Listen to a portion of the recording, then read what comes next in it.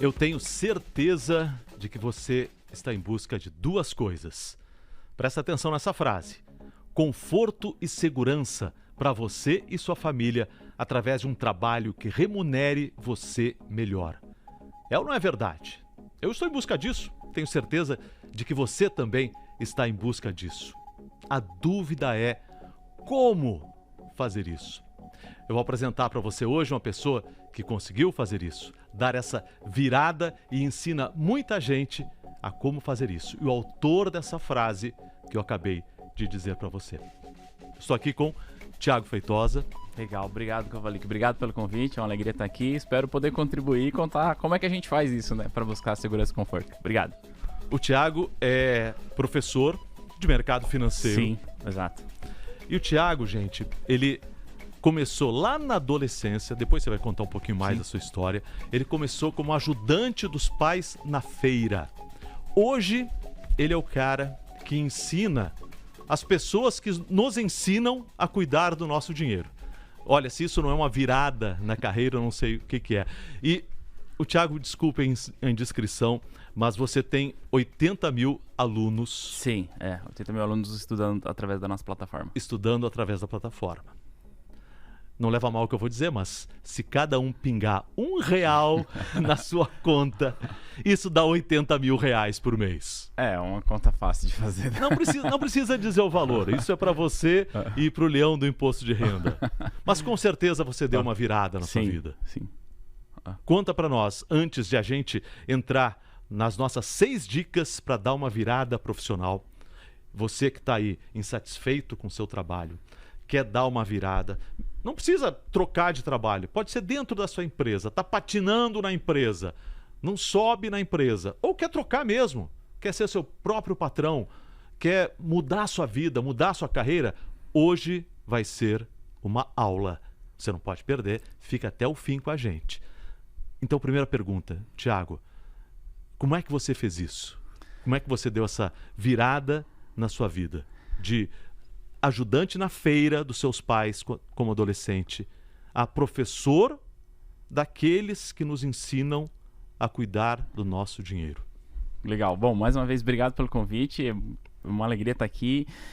E quando a gente olha para trás, parece que foi fácil, né? Do ponto de vista de que tudo acontece assim. Mas o fato é que quando a gente está construindo isso, a gente não percebe o que a gente está construindo, porque a gente está imerso a esse processo. Mas, em linhas gerais, como você falou, eu realmente comecei a trabalhar como adolescente com os meus pais. Aos 15 anos de idade, meu pai faliu, talvez pela segunda ou terceira vez. E a partir desse momento que ele faliu, eu trabalhei um período com um tio na feira. E aí, a partir daí, eu vi que aquilo não faria mais sentido para mim. Eu arrumei um emprego de empacotador em uma rede de supermercado. E aí eu fui crescendo dentro dessa empresa, e aí eu saí dessa empresa aos 22, 23 anos para ir para um grande banco. E fiz uma carreira, trabalhei 6 anos nesse grande banco, e eu saí desse grande banco porque... Saiu ou foi saído? Não, é isso que eu ia falar. Eu saí desse grande banco porque eu fui demitido. E foi saído, então? Eu fui saído. Eu sempre gosto de falar isso, e eu confesso que no começo, eu tinha um pouco de resistência de assumir isso. Poxa, eu fui demitido, mas depois... A gente trata em terapia. E você, quando estava no banco, sonhava em ter aquela carreira que hoje não existe mais, eu imagino. De ficar lá, crescer, ir subindo, ou não? A carreira existe, ela vai diminuindo, vai mudando de caminhos, e sim, eu tinha esse sonho. Eu fui promovido algumas vezes. Na minha última promoção nesse grande banco, eu fiquei 4 meses, e aí como não deu certo, eu fui demitido. Mas durante o tempo que eu fui lá, eu fui crescendo. E óbvio que eu imaginava crescer. Só que, como eu dizia... no começo, quando eu saí, eu tinha até um pouco de resistência de compartilhar que eu havia sido demitido, que para mim, naquela época, era reconhecer um fracasso. Sim, pega mal. Você vai procurar outro emprego. Exato. E aí pergunta, você saiu do banco por quê? Porque eu fui demitido. Exato. E aí o que... Já vai um xizinho. Um xizinho aqui. Ali no seu currículo. E demorou para eu aceitar isso e reconhecer que isso faz parte da minha história. E a verdade, que eu falei, que isso faz parte da maior parte das pessoas, né? Todo mundo passa por desafios, ninguém é bom o tempo inteiro. A gente erra, a gente fracassa. E hoje eu aprendi... a gente dá a volta por cima. E hoje eu aprendi, quanto mais rápido a gente reconhecer os nossos erros e entender que, cara, a gente não é ser humano, a gente consegue dar a volta por cima e reconstruir. Mas o que aconteceu quando eu saí deste banco, por que eu saí demitido, o meu sentimento era o seguinte: eu não posso deixar que nunca mais alguém decida o futuro da minha carreira. O que eu estava querendo dizer com isso é: eu não quero entrar em um outro banco, numa outra empresa, para amanhã depois chegar alguém e falar assim: Thiago, muito obrigado pelo seu serviço, até mais. E aí, esse incômodo começou a me corroer muito por dentro, e foi quando eu comecei de fato a estudar. E aí eu fui empreender, fiz coisas que não deram certo do ponto de vista de empreendedorismo, assim como os meus pais lá atrás. Eu também quebrei enquanto empreendedor, e eu acho que eu reconheço nos meus pais essa virada, e também pude virar, junto com a minha esposa, a gente conseguiu virar, criamos a escola que a gente tem hoje, e desde então a gente está preparando profissionais para trabalhar no mercado financeiro. Tem duas coisas, antes de nós entrarmos nas nossas 6 dicas infalíveis para quem quer dar a virada profissional, tem duas coisas que me chamam muito a atenção na sua vida, no que você contou. Primeira delas, uma palavra que você já usou: empreendedorismo. Sim. Eu imagino que, e acredito que empreendedorismo não é só quando você vai abrir uma empresa. Você que trabalha numa grande empresa e está ouvindo a gente, é o meu caso, também trabalho numa grande empresa há mais de 30 anos, mas vale para o meu caso, vale para o seu caso, que está aí ouvindo e trabalha numa grande empresa. Mesmo quem é empregado de uma grande empresa, se você não for empreendedor, você está morto. Eu concordo. Você concorda? Concordo, estou contigo na mesma página. Acho que nessas duas empresas, eu trabalhei como empregado de duas empresas, né, o supermercado e o banco. Nessas duas empresas, eu fui promovido rapidamente nos cargos pelos quais eu passei, apesar da demissão. E eu penso que eu só fui porque eu trazia soluções. E você ser empreendedor não é necessariamente você ter um CNPJ sob sua responsabilidade, mas é você ter ideias criativas, soluções, inovações, propor algo diferente, porque assim você vai não só aumentando a percepção de valor ao seu respeito que o teu empregador tem, mas especialmente no teu caso, né, que comunica para milhões de pessoas, que o próprio mercado tem ao seu trabalho. Então, acho que ser empreendedor está em você buscar soluções. Buscar soluções e, consequentemente, você aumenta a percepção de valor que o mercado tem ao seu respeito. Isso pode ser feito tanto dentro de uma empresa, como abrindo um CNPJ, como você disse. Sem dúvida. Acho que abrindo uma empresa. Trazendo soluções e inovações que você possa propor dentro daquilo que você faz, porque uma empresa ela precisa o tempo inteiro se reinventar, criar coisas novas. E a empresa não cria do nada. Ela cria porque há pessoas dentro da empresa que criam e que trazem propostas, que trazem soluções, inovações, coisas diferentes. Então, o intraempreendedorismo, que é você empreender dentro de uma empresa, ele é tão importante quanto você ser um próprio empreendedor, ou talvez até mais, né? E uma outra coisa que me chama muito a atenção, no seu caso, e que serve também, eu acho, de grande exemplo para quem quer dar uma virada na carreira, e também para quem quer empreender, no caso, essas duas coisas estão interligadas, é achar um nicho de mercado. Perfeito.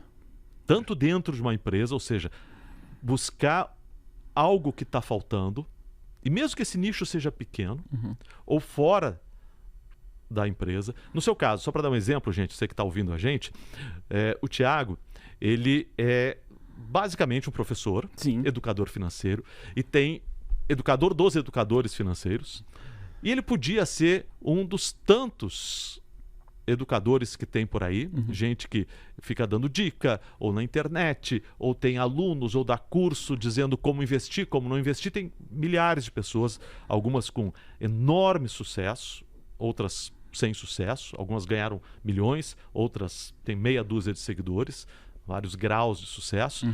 Em vez de ser mais um a dar um palpite sobre que ação comprar, que título investir, você foi lá num nicho de mercado que é relativamente pequeno. Exato. Mas é fantástico você ter achado esse nicho. E é desse nicho que você tira o seu sustento. Tira o conforto e a segurança. Tira o conforto e a segurança. E que fazem aquilo que você chamou a atenção agora, fazem com que ninguém decida o seu destino. Eu pessoalmente acredito muito nisso e é legal.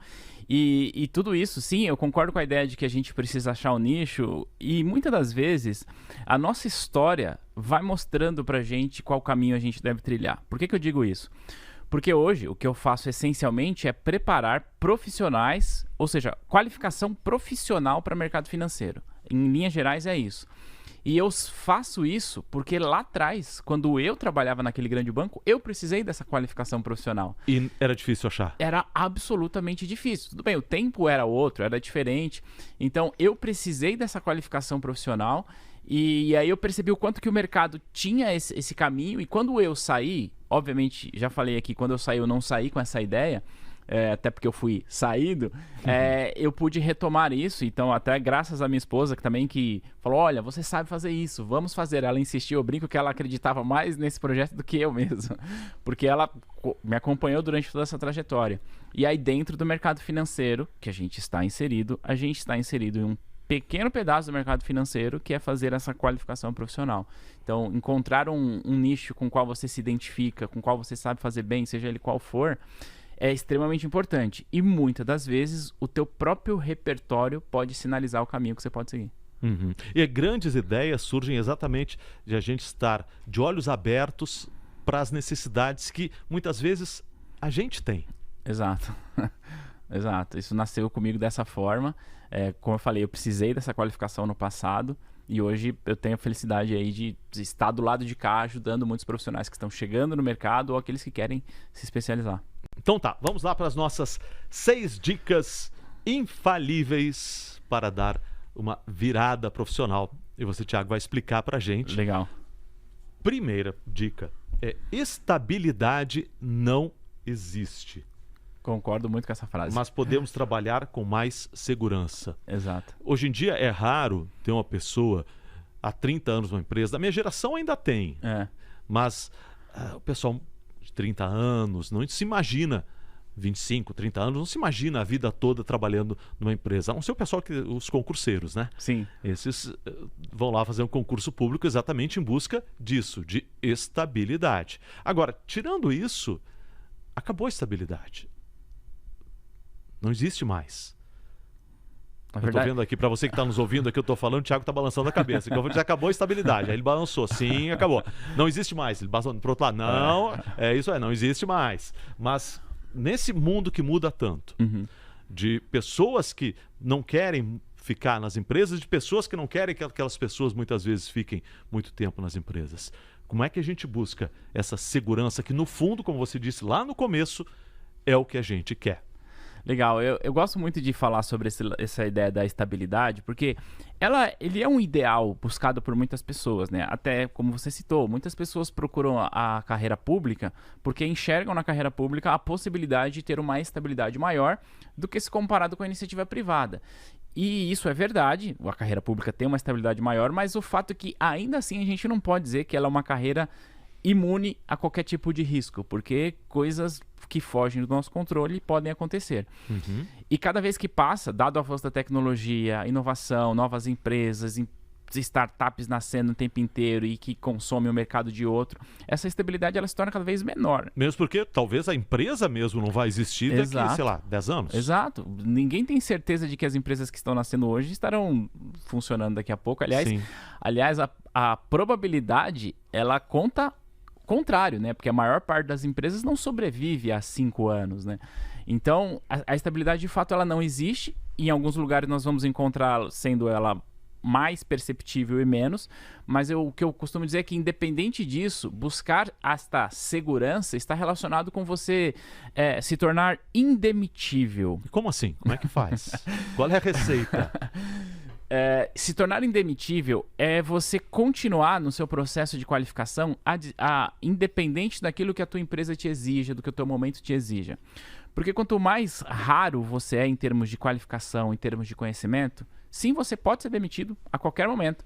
Mas o fato é que haverá mercado para você. Como nós falávamos há pouco, se você for empreendedor, você vai ter mercado para isso. E aí você consegue uma recolocação mais fácil. Infelizmente, a gente vive num país que é absolutamente pobre, a gente precisa entrar nessa discussão aqui. E você sabe disso provavelmente melhor do que eu, quanto que as pessoas têm dificuldade de recolocação no mercado de trabalho. E, infelizmente, essa realidade ela vai muito ao encontro do fato de que essas pessoas que têm dificuldade são pessoas que não tiveram acesso à educação, à qualificação pelos mais variados motivos. Basicamente, que não tiveram acesso à educação básica. Exato, né? Isso exato. que é triste nesse É país. triste. Porque uma vez que você tenha tido acesso à educação básica, depois a formação técnica, ela é um mero passo que você vai dar. Que você depois, com constante aperfeiçoamento, com constante conhecimento, aprendendo, como você mesmo disse, você pode se moldar. Exato. Mercado financeiro, por exemplo, gente. Mercado financeiro é lotado de engenheiro. Muito. Muito engenheiro. Muito tem físico.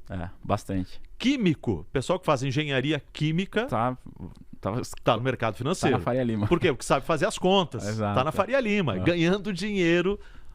Muito. Você ouve às vezes, você fica pensando, você que não acompanha muito o mercado financeiro, você fica às vezes ouvindo esses pessoas assim que falam de dinheiro e tal, você pensa, tudo economista. Não. É engenheiro, engenheiro químico, tem muito.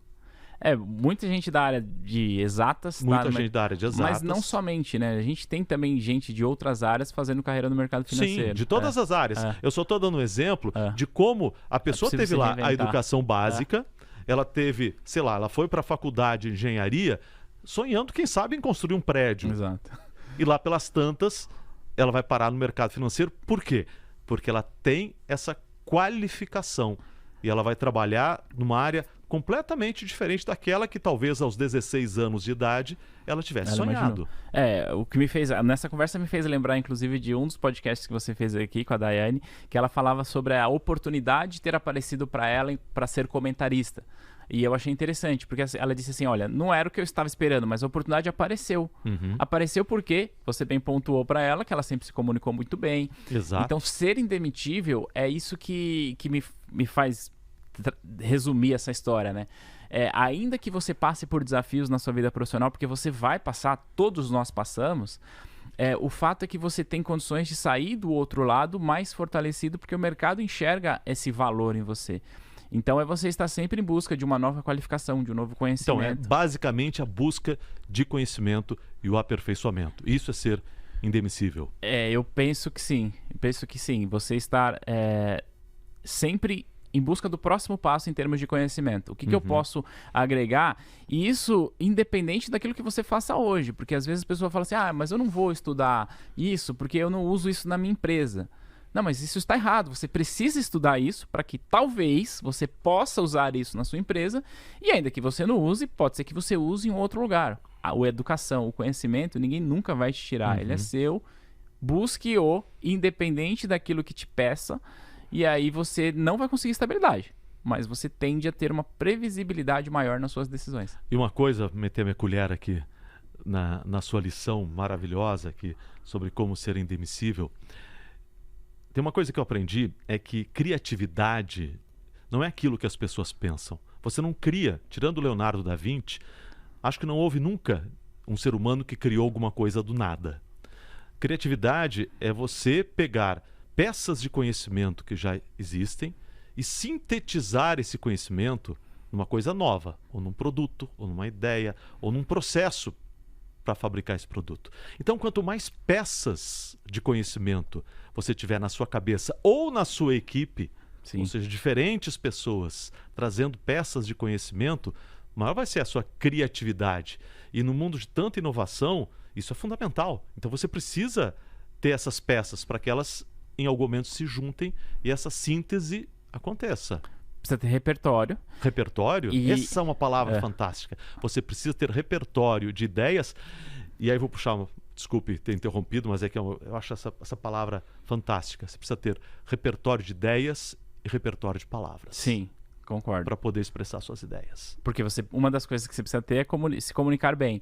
Mas eu queria, já que você trouxe essa ideia de você de que você não cria do zero, a gente está sempre buscando referências, eu acho que vale também a gente falar que as nossas referências, se a gente estiver com o nosso radar ligado, as nossas referências elas estão na nossa frente o tempo inteiro. Quando, por exemplo, eu acordo pela manhã e vejo você no Hora 1, o Bocardi lá no Bom Dia. Você acorda cedo, hein? Eu acordo cedo. E vejo o Bocardi lá, por exemplo, no Bom Dia, eu não sou jornalista e eu não pretendo trabalhar com isso, mas ali eu tenho referência para muita coisa. Eu tenho referência, puxa, olha essa imagem, que legal, eu posso usar ela como uma referência para eu criar alguma coisa na minha aula. Então, o que eu quero dizer é que é legal que as pessoas liguem o radar e entenda. A referência está na sua frente o tempo inteiro. Na verdade, as oportunidades estão pulando na sua frente o tempo inteiro. Se você tiver com o radar ligado, você percebe mais vezes. Eu sei que a maioria das pessoas vai dizer que eu estou completamente maluco em dizer isso. Mas por uma experiência própria, as oportunidades pulam na sua frente. Só que a gente não percebe porque a gente está com o radar desligado. Exato. Ou porque a gente está pensando em coisas que já passaram, que a gente não consegue resolver, ou em coisas do futuro e não está ligado no que está acontecendo do nosso lado.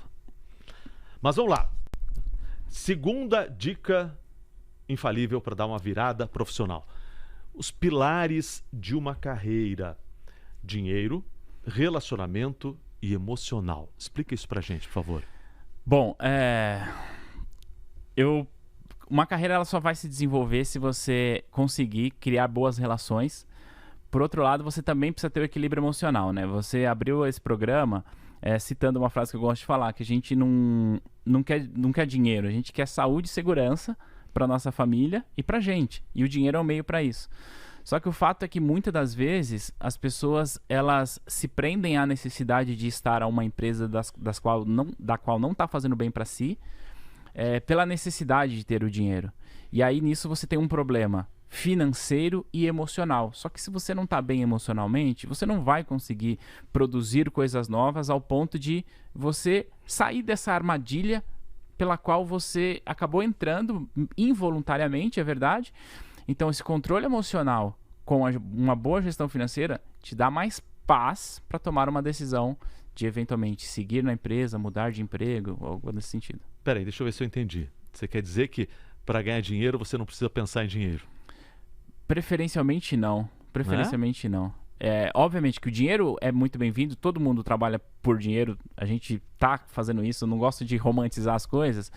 Só que se você consegue ter uma boa gestão financeira e você entende que o dinheiro que você produz todos os meses, ele é necessário para pagar suas contas no dia a dia, mas não só isso.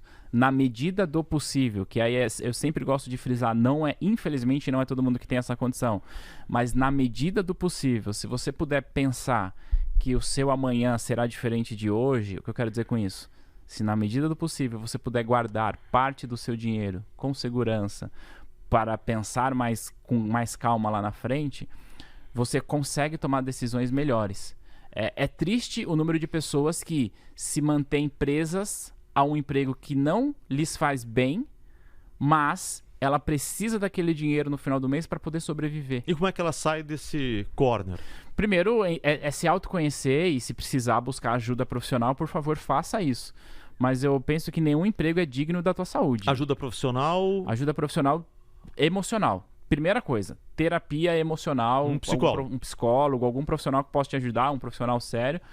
Porque nenhum emprego é digno da nossa saúde. Pelo amor de Deus. Acho que esse primeiro ponto é esse. E aí hoje a gente tem profissionais que fazem... Hoje não, sempre tivemos. Mas tem profissionais que fazem isso. Tem a saúde pública que pode nos ajudar de alguma forma.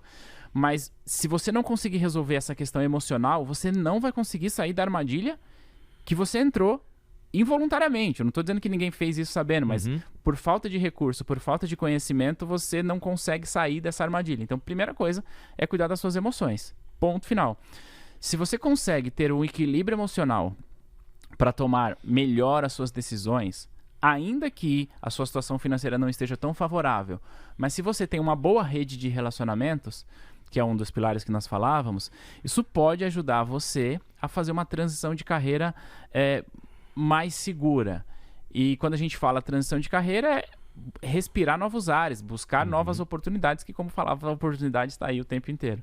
Você sabe que uma vez eu ouvi uma frase do Bernardinho, treinador de vôlei, em que ele disse que sorte não existe.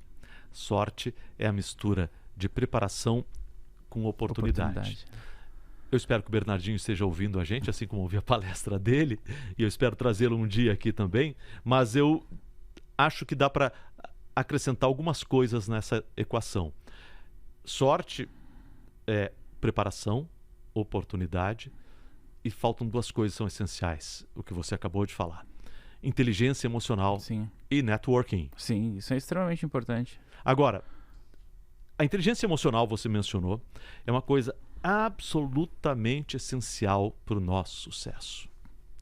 Como é que a gente que... Tem algumas pessoas que parece que já nasceram com essa inteligência. Eu conheço algumas pessoas que eu digo, se eu tivesse a sua inteligência emocional aos 20 anos, eu hoje seria, sei lá, estaria na beira da praia Mas com você uns queria estar bilhões. mais aonde? Não, estaria aqui trabalhando com alguns bilhões na conta e apresentando podcast, que isso me dá um imenso prazer.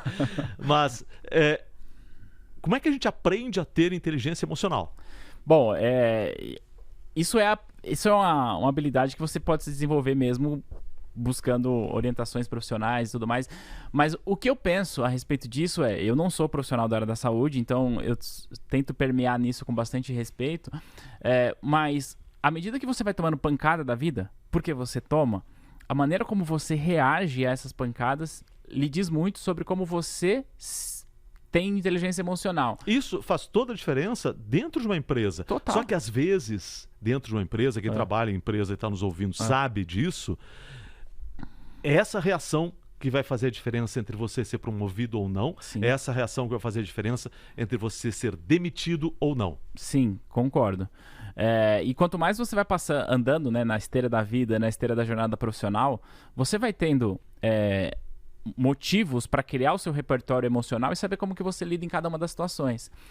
E realmente não é todo mundo que tem essa flexibilidade de lidar bem com os desafios.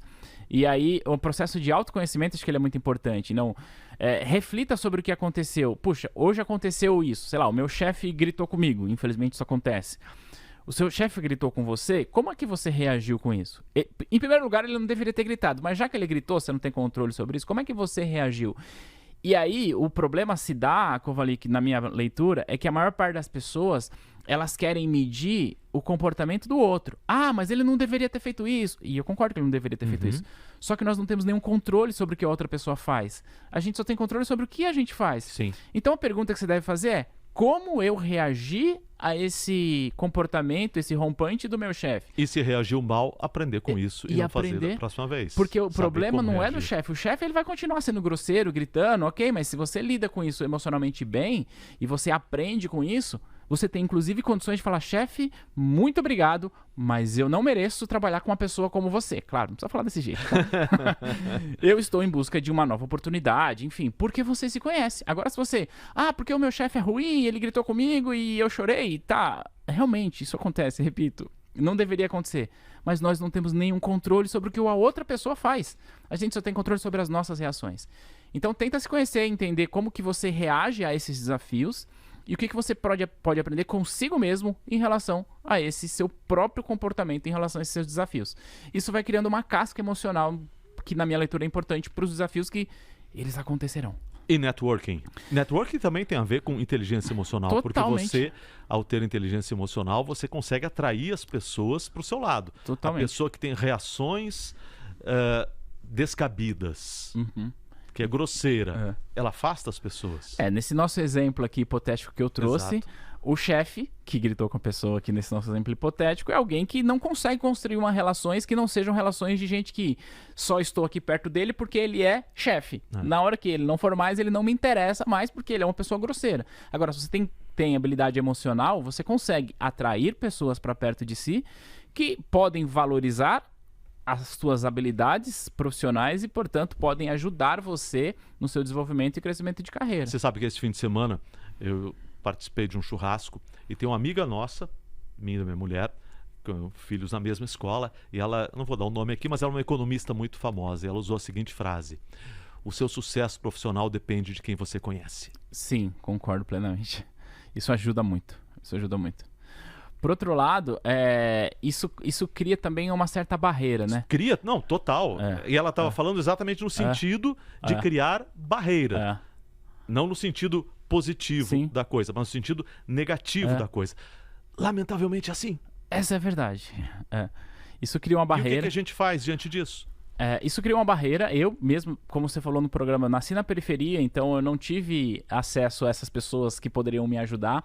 E todo o network profissional eu fui construindo ao longo da minha jornada, que começou, reitero, começou na feira, começou no supermercado, depois trabalhei num segmento de varejo de um grande banco e eu fui construindo. A gente poderia fazer um outro programa para discutir sobre a justiça social que nós vivemos. O mundo não é justo. Ponto. Não é justo. A grande questão é, tá, o mundo não é justo, o que eu faço com isso? Exato. É essa que é a ideia. Então, assim, infelizmente, a maior parte das pessoas não nasce com esse network que ajuda. Sim, e muito. Eu não nasci com networking. Eu também não nasci. Eu nasci de uma família muito pobre. E lá aí, no interior do Rio Grande do Sul. O que a gente faz com isso? Essa Exato. que é a resposta que a gente precisa dar para si mesmo. Então, na medida do possível, existe algo que você pode fazer para melhorar a sua situação. A despeito de toda a diferença social que tem no Brasil, a despeito de todas as dificuldades que existem no Brasil, existe algo que você pode fazer para melhorar a sua situação, nem que seja 1/10. E o que é esse algo? É um relacionamento mais seguro, mais confortável com pessoas que trabalham com você, é você continuar estudando, é você entender as suas emoções, é você entender, mais uma vez, na medida do possível, o quanto que é importante você pensar financeiramente no teu futuro e não ser aquela pessoa que sai da mão para a boca. E aqui, mais uma vez, eu faço um adendo, né? Não é todo mundo que tem condição de fazer isso, mas se você que está nos vendo é alguém que, de certa forma, se conseguir organizar suas finanças e conseguir fazer isso, o teu futuro vai te agradecer. Tá certo. Só para traduzir, você usou uma expressão, traduziu uma expressão em inglês da mão para a boca, que é tipo assim, você ganha e você consome. Exato, imediatamente. Imediatamente. Mas já a gente vai falar sobre isso, que nós vamos agora então para a nossa terceira dica infalível, que é o peso das habilidades essenciais que valem para qualquer carreira. A gente já falou um pouco disso. Falou bastante, inteligência Exatamente. emocional é uma delas, né? O que falta acrescentar? Acho que comunicação, acho que a gente não falou aqui, mas comunicação é algo que tem que estar presente em todos os lugares. Você precisa ser um bom vendedor também, sabe? Tem muita gente que fala assim, eu não gosto de vendas. Se você não gosta de vendas, você tem grandes chances de não prosperar na tua carreira. Porque você está sempre vendendo uma coisa, um produto ou uma ideia. Sempre se vendendo. Sempre. Nós estamos aqui agora vendendo, porque, na verdade, quem está consumindo esse podcast agora está doando o que ela tem de mais valioso pra gente. O tempo. Que é o tempo. Então, nós estamos aqui, de certa forma, usando a comunicação para vender isso. Em uma reunião de trabalho, você está vendendo ideias. E quem não vende ideias não sobe na carreira. Você tem que ter ideias. Eu falo que a gente sempre vende. Na pior das hipóteses, a gente vai vender a nossa hora de trabalho. E se a gente não for um bom vendedor, a gente vai vender a nossa hora muito barato. Então, desenvolver a habilidade de comunicação e saber vender as suas ideias é essencial para qualquer carreira. Qualquer carreira, você precisa saber vender bem, no mínimo, a sua ideia para você avançar. avançar. Deixa eu fazer uma pergunta para você. Você tem uma excelente capacidade de comunicação. Obrigado. Isso é claro, isso é evidente. Como uma pessoa que vem, não tome isso como uma crítica, mas muitas vezes a gente vê isso da área de exatas, é verdade. que trata de números, conseguiu aprender a se comunicar. Eu penso que... Eu nunca fiz um curso específico de comunicação, mas eu penso que isso está muito relacionado ao que falamos há pouco sobre a questão do repertório. Quando eu era adolescente, eu estava na feira gritando, olha a banana, olha a maçã. Banana não, meus pais não vendiam banana, vendiam maçã, laranja. Mas por que na feira a barraca da banana é separada das outras frutas? Eu não sei essa resposta até hoje. Mas isso é um mistério que eu sempre gostaria de explicar. A barraca da fruta não vende banana, a barraca de banana não vende outras frutas. Mas enfim, especialização. Realmente eu não sei a resposta para isso, mas eu penso que desde criança, né, então eu fui estimulado a isso, porque você vai numa feira aqui em São Paulo, é isso, as pessoas estão lá gritando, vendendo, e eu fazia isso.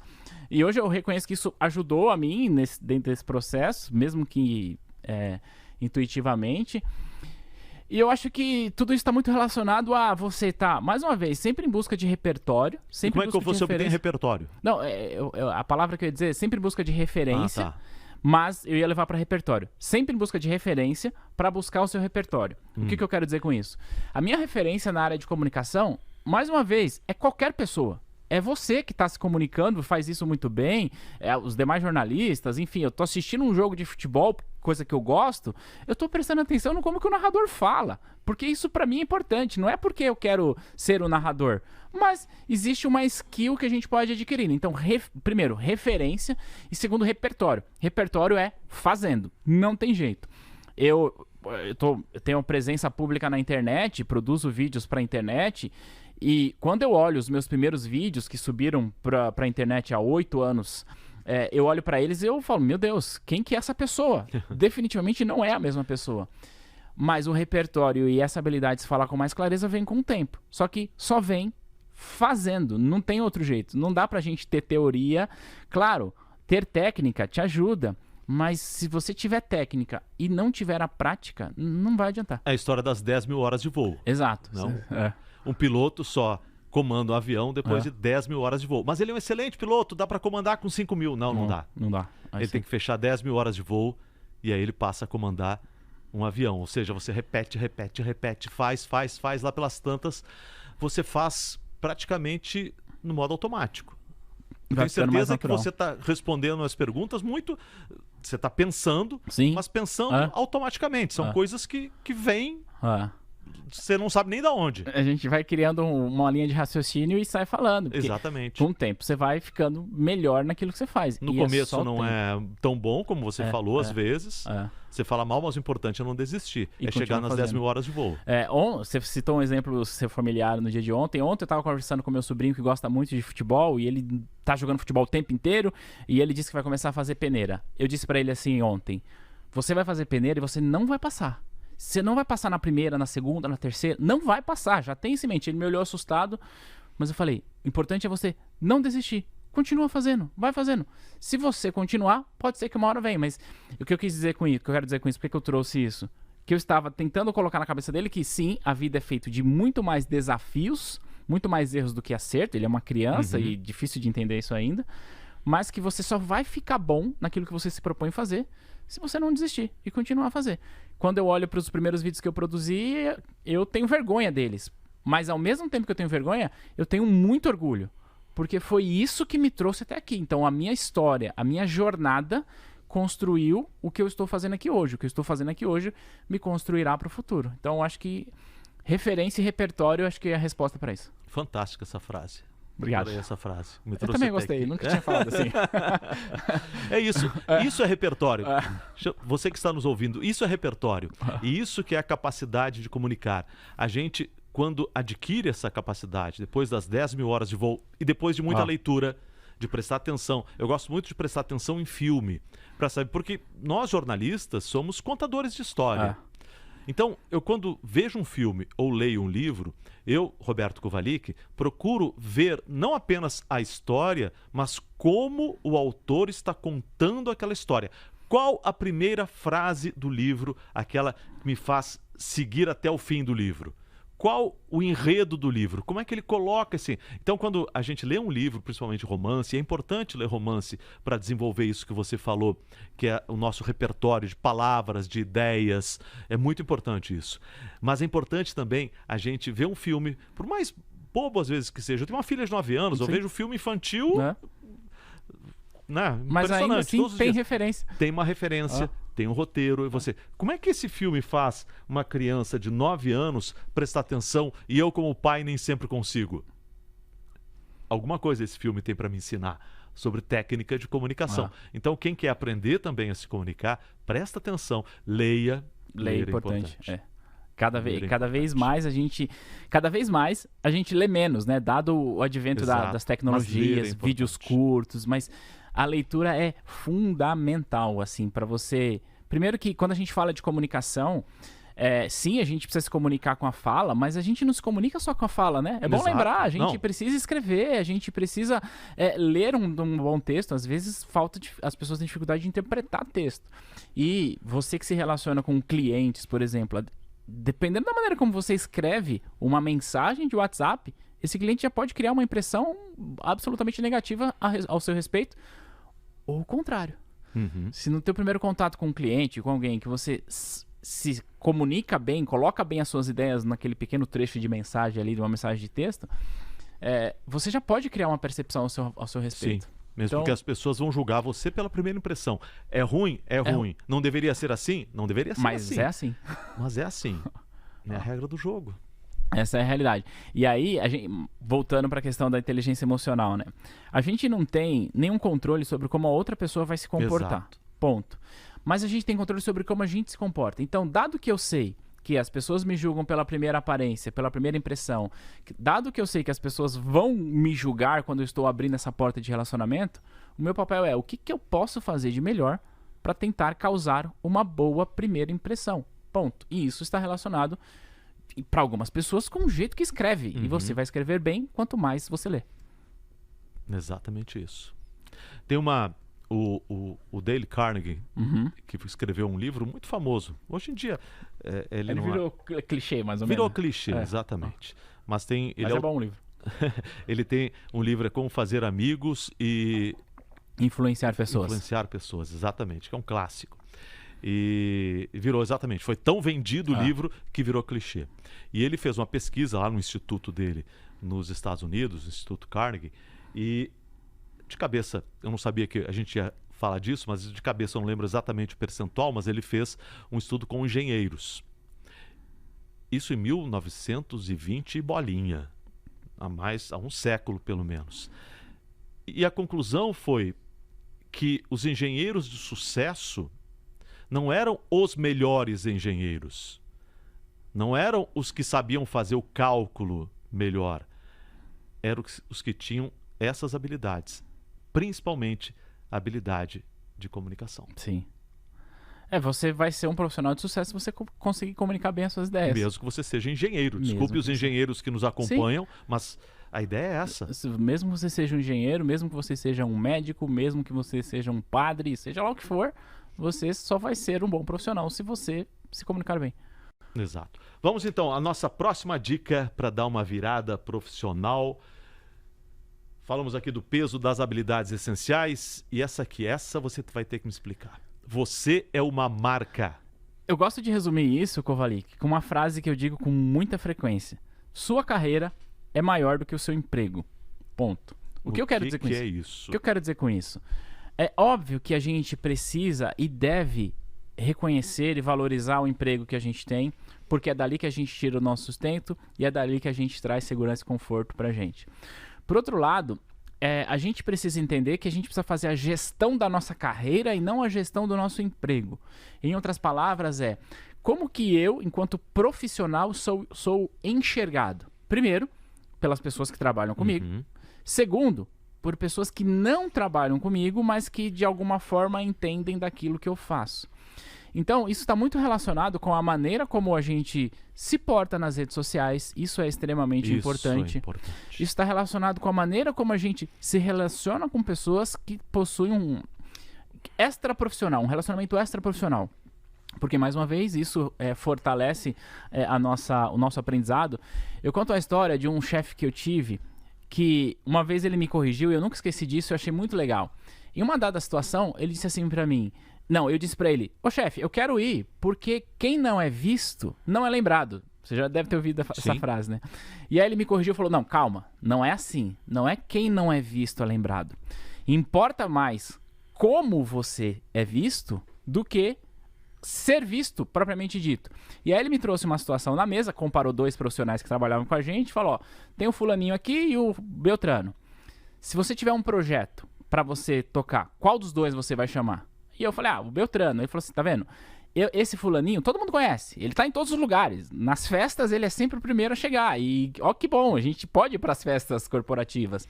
Mas a questão é que, mais uma vez, né? Como a gente não tem controle, como a outra pessoa vai nos enxergar, então a maneira como eu me comporto diz muito sobre a referência que eu posso criar para as demais pessoas. Nesse nosso exemplo que eu dei, o Beltraninho era alguém muito mais tímido, muito mais contido, mas alguém que se mostrava mais comprometido com aquilo que faz. Então, quando eu digo que você é uma marca, é entender que sim, a sua carreira é maior que o seu emprego.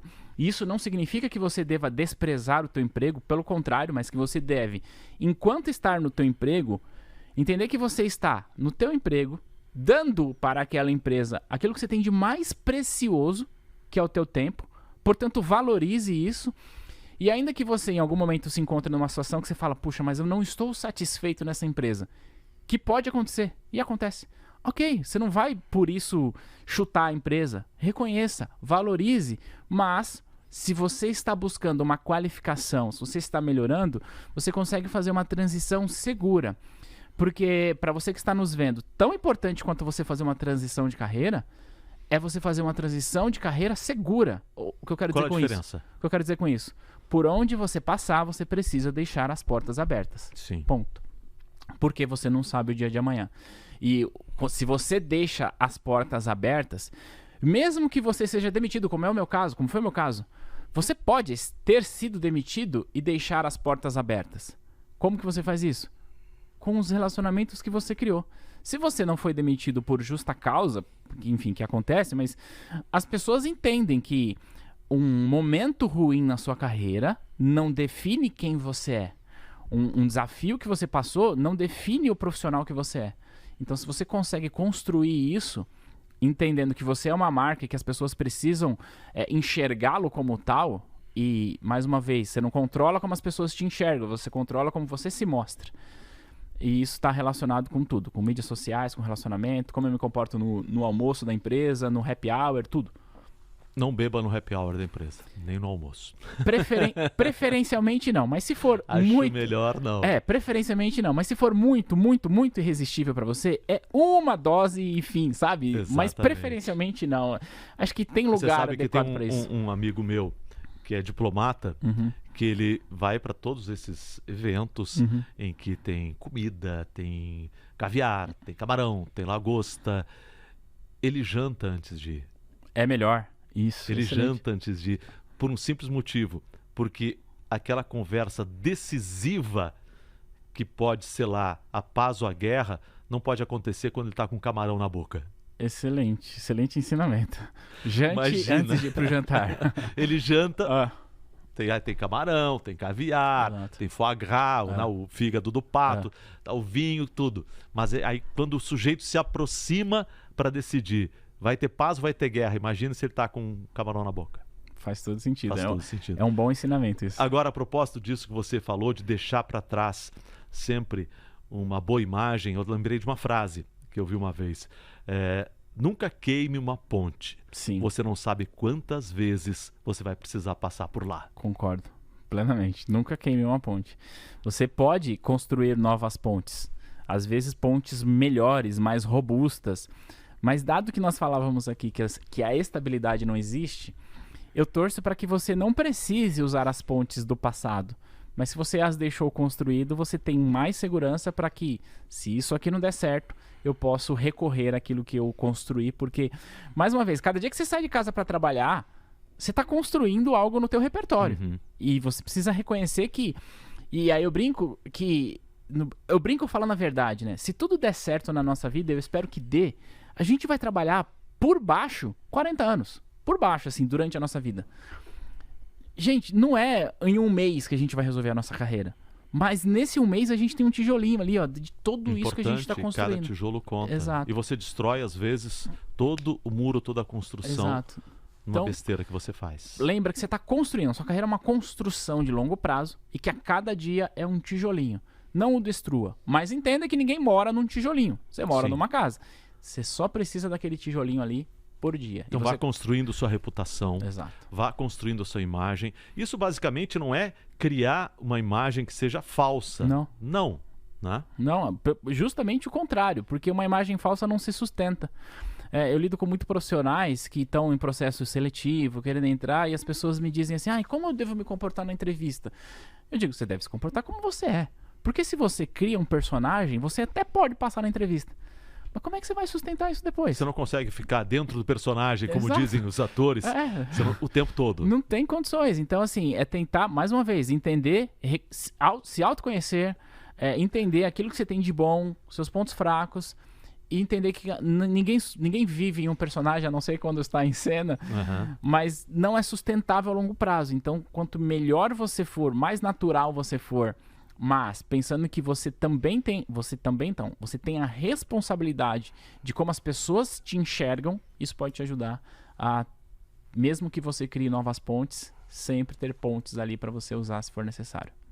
Tá certo. Metendo mais uma vez minha colher do que você está falando, que você está falando e eu estou pensando milhões de coisas aqui. O que eu estou aprendendo, eu espero que você que está nos ouvindo também esteja aprendendo, o que eu estou aprendendo, e vai ser tanta coisa que vai levar um tempo para cair a ficha. Mas tem uma coisa que você falou a respeito da nossa criação. A gente é responsável pela nossa imagem, pela percepção que as pessoas têm da gente. E nós todos somos seres humanos falíveis. Nós todos erramos, fazemos besteira, pensamos em besteira, mas fazemos também coisas maravilhosas. Somos generosos, às vezes somos arrogantes, às vezes... E quem nós somos? Nós somos a média de tudo isso. Então, o crescimento pessoal e profissional depende do aumento dessa média. Porque é uma média móvel, trazendo uma expressão do mercado financeiro, é uma média móvel. É isso aí. Então você tem que fazer essa média subir. Sempre subindo. Cada tijolinho, como você disse, que a gente vai construindo no setor, com o objetivo de melhorar essa média, de fazer, a média vai subindo. Sim.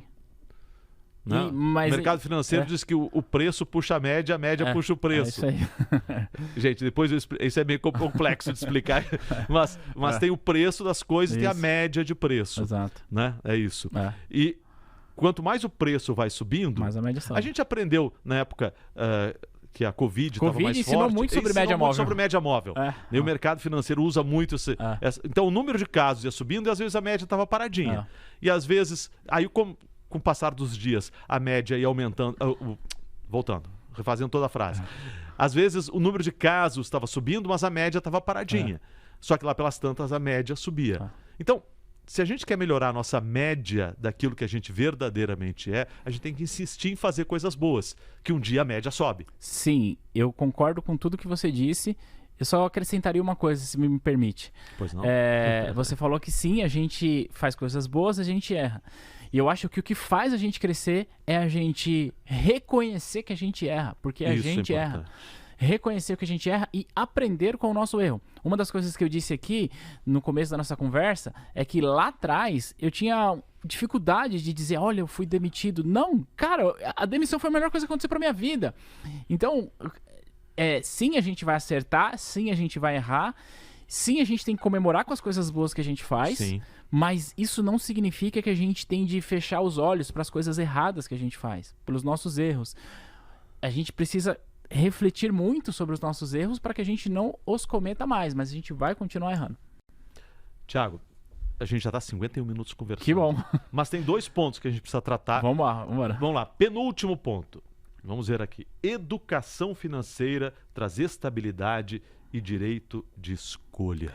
É isso, né? A gente falava aqui sobre esses pilares da tua carreira, né? Se você consegue ter uma gestão melhor das suas finanças, você não toma uma decisão de aceitar um emprego ruim porque você precisa do salário para pagar a conta no final do mês.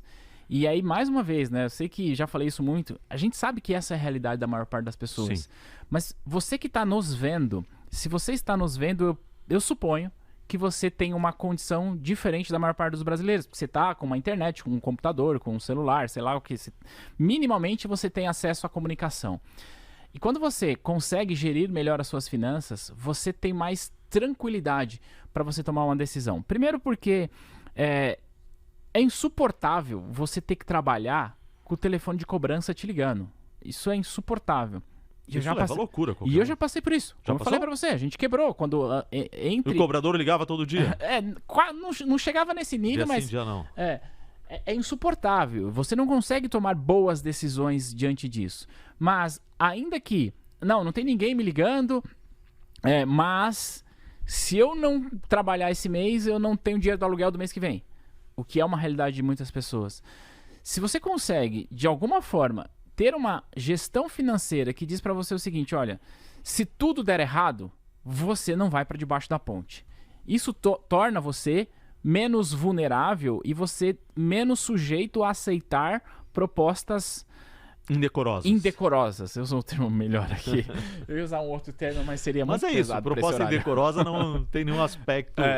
Além disso, exatamente, aquela coisa, o chefe abusivo, o ambiente de trabalho terrível, o salário que não paga as suas contas no final do mês. Que está muito abaixo da sua capacidade. Volta no que falávamos antes.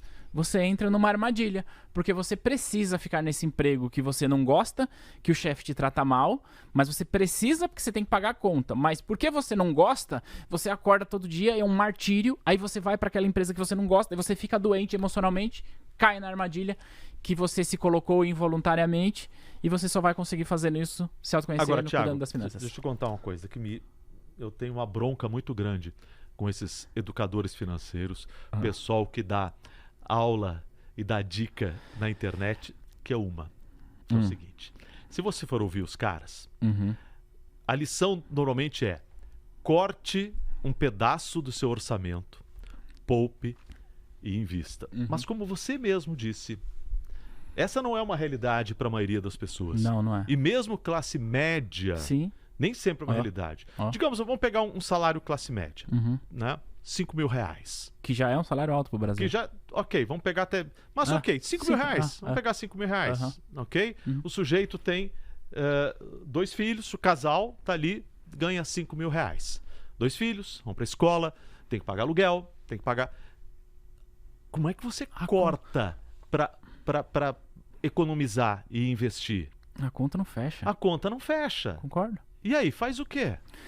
Então, aí a gente volta mais uma vez, né? Dependendo do modelo de trabalho que você tem, você traz consigo uma malha de segurança que também é importante você refletir sobre isso. O que eu quero dizer sobre malha de segurança? Você está sob o regime CLT, você ganha 5 mil reais por mês, bem ou mal você tem teu FGTS, você tem o seu INSS, que isso também precisa ser levado em consideração. E aí, isso é um trade-off que é muito difícil da gente chegar na conta, porque realmente... para você conseguir cuidar melhor das próprias... Trade-off é uma compensação. Desculpa. Realmente... Você abre mão de uma coisa para ter outra. Realmente é muito difícil a gente chegar na conclusão disso, porque assim, o melhor caminho é você, de certa forma, conseguir poupar parte dos seus recursos. Isso é o melhor caminho e a gente precisa ter isso em mente, a gente precisa fazer isso. Por outro lado, não é todo mundo que tem essa condição. E, por outro lado... Também é muito ruim se você precisar fazer isso, Cova, abrindo mão dos pequenos prazeres da vida. Você citou aqui, ontem eu estava num churrasco com a família, eu estava com a minha família ontem. Imagina, fala, não, eu não vou... eu tive que levar um vinho no churrasco, isso me custou um dinheiro. Exato, eu não vou fazer um churrasco com a minha família, eu não vou estar com a minha família porque eu estou economizando. E aí, pois é, aí você tem que abrir mão, porque é um prazer, não é uma necessidade. Mas você precisa, é um prazer. Exato, mas você precisa equilibrar isso. Você não pode simplesmente, vou cortar o cafezinho no final da história, que você teve só vontade de tomar café. Vou cortar a pizza e botar o dinheiro em ações. Já vi educador financeiro, pessoal da internet, influencer dizer, corta a pizza e compra ação. E aí? No final da história, qual que vai ser o resultado? Você ficou com vontade de comer pizza. Exato. Então assim, mais uma vez, né, dado a realidade... Como? Dado a realidade de cada um, acho que é bom a gente ter em mente. Primeiro, você precisa ter um controle financeiro. Ponto. Porque ainda que você tenha uma renda que não te sobra, é bastante provável que tenha alguma coisa vazando. Toda vez que a gente para fazer conta do ponto de vista financeiro, a gente percebe que tem coisa vazando. O que é uma coisa vazando? Coisa vazando eu estou gastando dinheiro com algo que eu viveria tranquilamente sem algo ou com menos disso. Vou dar um exemplo claro. Eu estou pagando R$150 por mês de telefone. Tá bom. Será que você não vive com um plano menor de 40? Sempre tem isso. Por quê? O tempo vai passando, aí a gente assina uma coisa aqui, assina outra coisa ali, e aí a gente vai ver falando, peraí, o que eu posso fazer para recondicionar o meu orçamento e, de certa forma, conseguir direcionar isso. Não é acreditando também, Cova, que eu vou deixar de comer uma pizza, eu vou colocar o meu dinheiro em ações, eu vou ficar rico. Não vai. Essa é a verdade. Não vai. Você não vai ficar rico no mercado financeiro. O mercado financeiro não foi feito para você ficar rico. Ponto. O mercado financeiro foi feito para, na melhor das hipóteses, preservar aquilo que você conquistou ao longo da sua vida.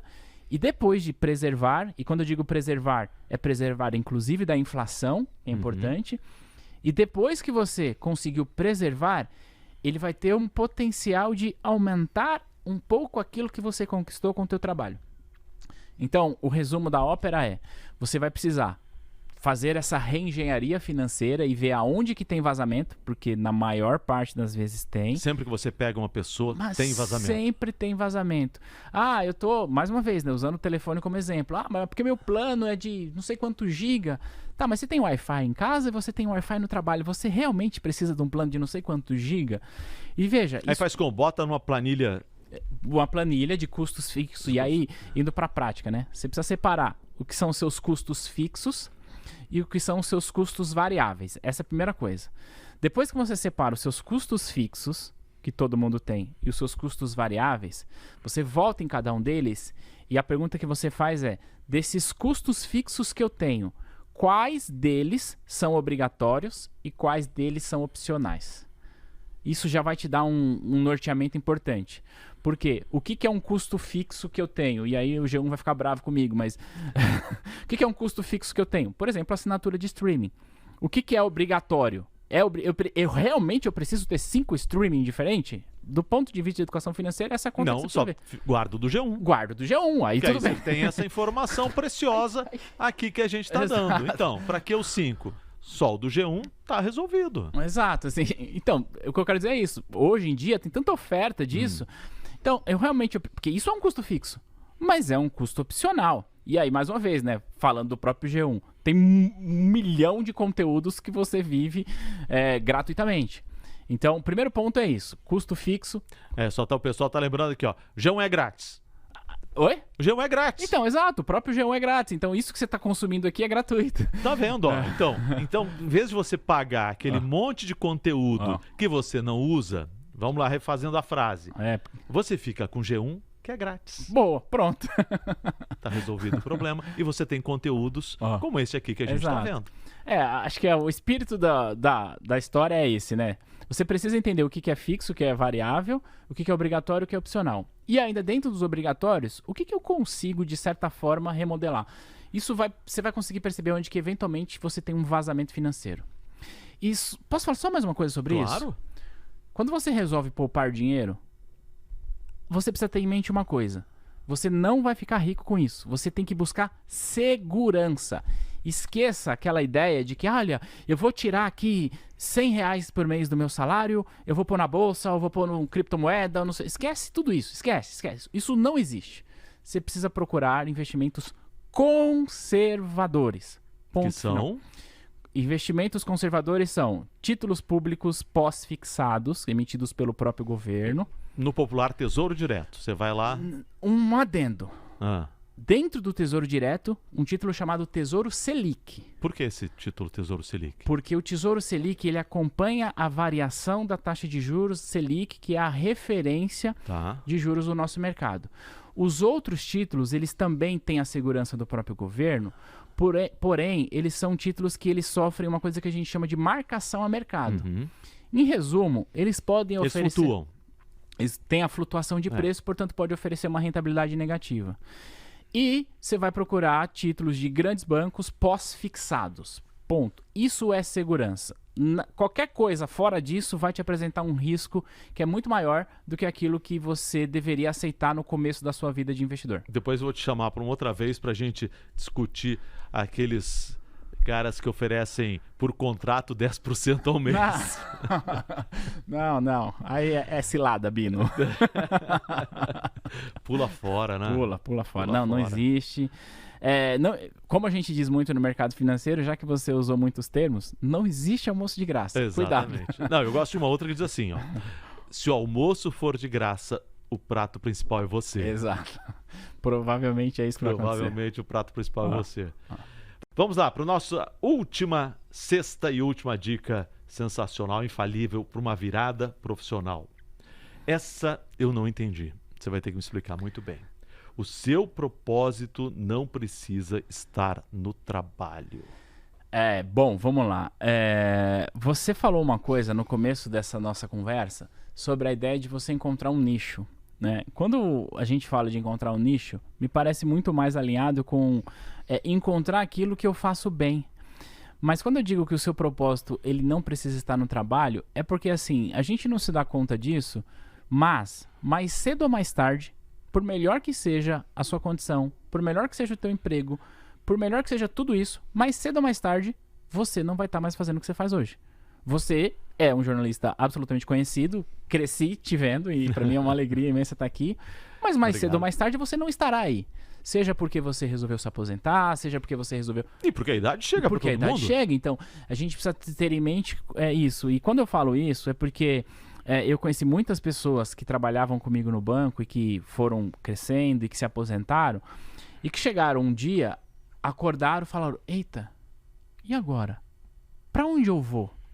Eu não tenho o que fazer. Quantas pessoas, eu não tenho esse dado, mas quantas pessoas que ao se aposentar entram em um ciclo vicioso, o círculo vicioso de, meu Deus, e agora eu não sei o que eu faço, ela acaba não encontrando propósito para a própria existência.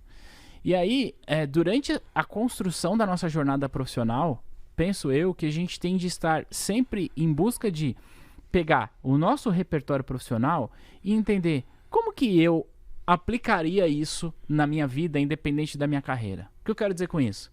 Se amanhã você não tiver mais o seu emprego e nem a necessidade dele, porque você se aposentou, porque você foi fazer outra coisa, o que você faria? Tem gente que fala assim, eu ia viver viajando. Não, você não ia viver viajando. Porque assim, o sonho de viajar é de muitas pessoas, mas é quase que insustentável você fazer isso a longo prazo. A maior parte das pessoas quer uma rotina. Vou fazer 2, 3 viagens por ano, eu quero fazer isso, ok. Mas ainda assim você vai ter a tua rotina, o teu canto. No final do dia, é você e o seu travesseiro. Como é que você lida com a ideia de que você é, entre aspas, inútil para a sociedade? Embora a gente nunca é. Mas se você não entender que você precisa fazer algo para além do teu trabalho, a chance de que você comece a se cobrar como alguém que não está... eu não estou trabalhando, eu não estou sendo útil para a sociedade. E aí, por muitas vezes, a gente vê pessoas que, ao chegar à idade da aposentadoria, acabam adoecendo mentalmente porque sentem que o fato de ter parado de trabalhar trouxe para elas insignificância. Tá, e se o seu propósito não está no trabalho, ele está no quê? Não, eu não digo que ele não está. Ele não precisa pode não estar. Ele pode não estar. O seu propósito é algo que vai ser muito difícil de você encontrar. Eu ainda estou procurando o meu, mas aí dentro das nossas analogias, aquele nosso tijolinho que a gente está construindo todos os dias. Mas a impressão que eu tenho, cada dia que passa, é que o nosso propósito sempre está relacionado em viver em sociedade. Sempre está relacionado em saber se comunicar, em saber falar. Para algumas pessoas, você vai encontrar esse propósito com um compromisso religioso, para outras vai encontrar esse propósito cuidando de outras pessoas, mas a impressão que eu tenho, e é claro que eu posso mudar de ideia amanhã, mas é que o nosso propósito, independente da carreira que a gente escolha, independente da empresa que a gente trabalha, independente do que a gente faça, a impressão que eu tenho é que o nosso propósito ele está sempre relacionado com viver em sociedade. Seja alguém que se comunica para as massas ou você viver em sociedade em um pequeno núcleo onde você está inserido.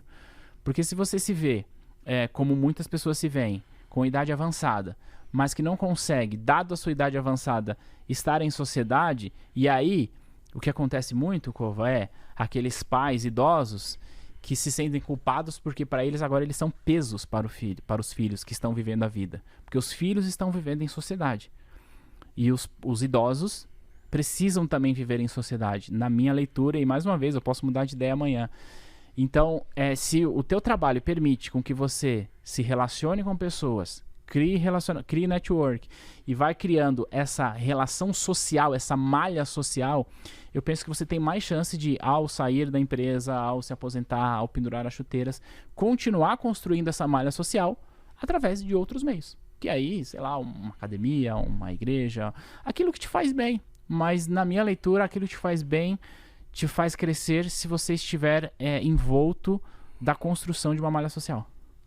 Maravilha. No fundo, o que importa são as pessoas. No fundo, o que importa são as pessoas. É isso. A gente está aqui pelas pessoas que estão nos ouvindo. Você sai de casa cedo pelas pessoas que te assistem. No final da história é isso. No final da história não é dinheiro, no final da história não é salário, no final da história são pessoas. E aí saber se relacionar com isso ajuda você a fazer essa transição de entender que, olha, faço bem meu trabalho, gosto do que eu faço, sou um engenheiro, como você citou, mas o engenheiro, ele faz cálculos e constrói prédios. O engenheiro realiza sonho de pessoas. Então, transforma esse propósito, o seu propósito não é construir casa.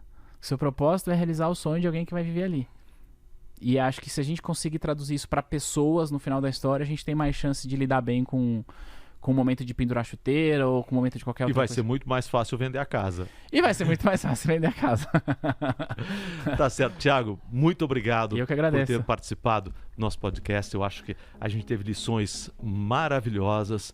Você que nos acompanhou, olha, vai lá pro começo e ouve tudo de novo. Vai anotando as nossas dicas, porque teve muita coisa preciosa para quem quer dar uma virada na carreira, uma virada na vida, Sim. que é talvez até mais importante do que na carreira, porque às vezes a gente está patinando na carreira porque está patinando na vida. Concordo plenamente. Se a gente entender que o nosso CPF, que a gente é uma marca, que a gente tem de olhar para nós antes de olhar para o emprego, a gente tem mais chances de dar esse duplo twist carpado. Lembrando da Daiane, que foi o nosso último episódio. Se você não assistiu, não ouviu o episódio da Daiane, dá uma olhada lá, porque tá muito legal também. Legal. Que vai nesse sentido, Sim. de alguém que lutou, que passou dificuldades, mas que soube dar essa volta na vida. Que no fundo é o que todos nós queremos. É o que todos nós desejamos, em algum momento, a gente crescer na carreira, principalmente quem está em busca de um sonho, está em busca de uma vida melhor, está em busca de conforto e segurança para você e sua família, através de um trabalho que remunere você melhor, nas palavras do Thiago Feitosa. Que legal. Obrigado pelo convite. Prazer estar aqui. Muito obrigado. Daqui para frente, vou dar a ficha do pessoal, né? Porque, Claro. como a gente falou, o importante são as pessoas.